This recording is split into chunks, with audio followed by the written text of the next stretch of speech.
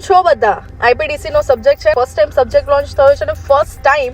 આ જે પેપર છે એ તમને થિયોરી બેઝ પૂછાવાનું છે તો કેવી રીતે થિયોરી પ્રિપેરેશન કરવી કેવી રીતનું પેપર પૂછાશે શું લખવું કઈ રીતે લખવું અને અહીંયા બી ટોપિક્સ કયા છે આ બધાનું કન્ફ્યુઝન છે અને જે રીતે મેં તમને પ્રોમિસ કરી હતી પ્રિયશ્રી જ્ઞાનપીઠ પર હું તમારા માટે લાઈવ લઈને આવવાનું છું મતલબ આજે રાત્રે